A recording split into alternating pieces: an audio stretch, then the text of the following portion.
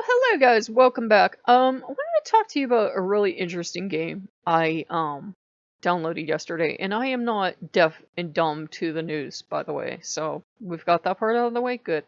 I downloaded a roller coaster that had zombies involved, and it was a shooting game. And I'm like, okay, how is this going to work? Because I've seen other games try to make like a shooting gallery or a capture gallery, and for me, I'm always going way too fast, and this is going to be a train wreck, but it was free, right?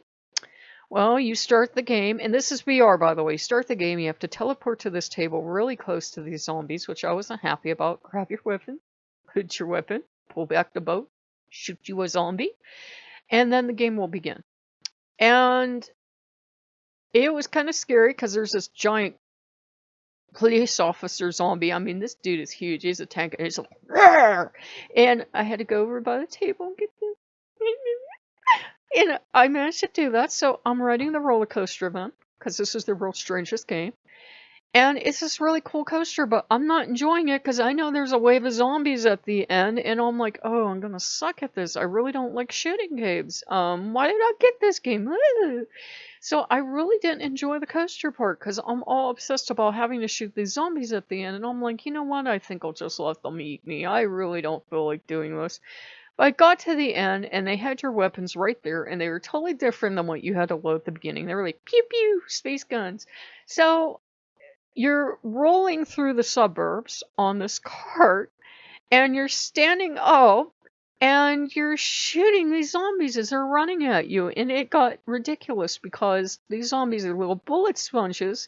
So you'd have 4 or 5 zombies, like, at the back of your car going at you, and it was scary, and you're like shooting the zombies and nothing's happening, and pew pew pew.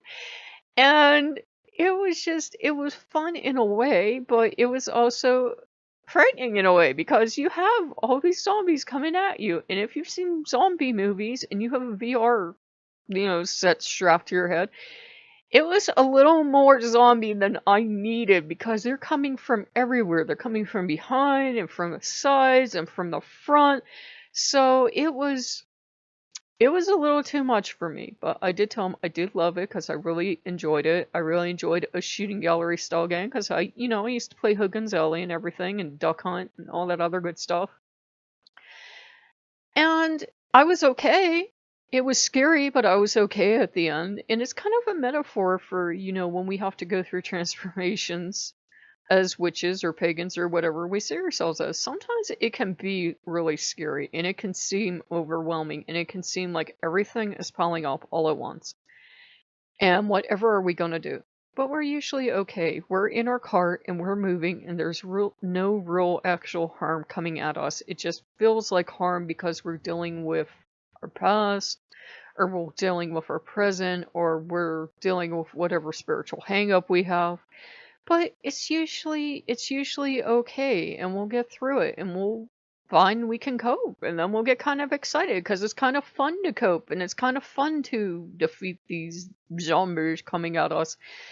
And it was really fun, and it was a metaphor for this is okay, you've got this. Look at all the stuff piling up all around you, but you're making it through it. It's not what you really wanted at the end of a roller coaster ride. I would just have been just as happy to see them vaguely walking around.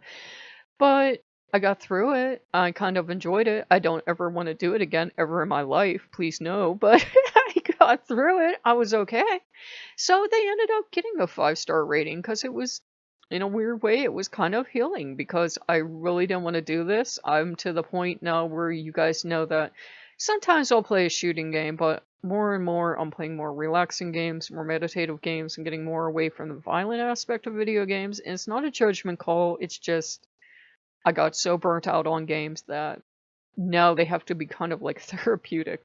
But this was surprisingly therapeutic because the guns were so silly. It was like laser guns. It was like pew pew pew, and you're shooting these zombies, and zombies aren't impressed by these guns at all. And I'm not even trying to take a headshot because remember, you're still moving this whole time, and these zombies are jogging behind you and going rah and like this. And it's actually funny in a way, but it's also scary because there are all these zombies your size, and they're coming at you. So it was really intense and really weird.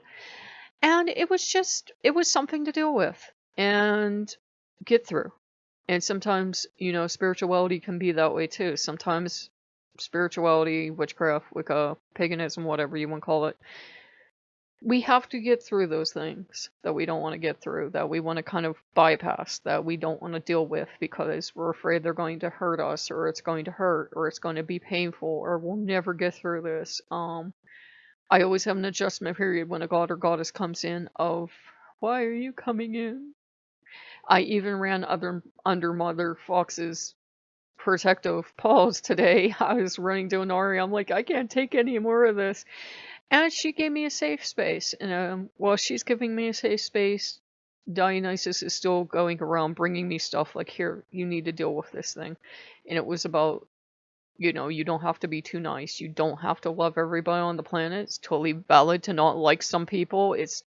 We're not here to rescue people. And a lot of stuff you have to learn, that if, you grew up in a narcissistic family like I did, you have to learn, because it doesn't sound so bad. The word narcissistic doesn't sound so bad. Some people might apply it to themselves like, haha, but they're actually really terrible, highly toxic people that never take accountability for anything they do wrong, and they shove it all onto you.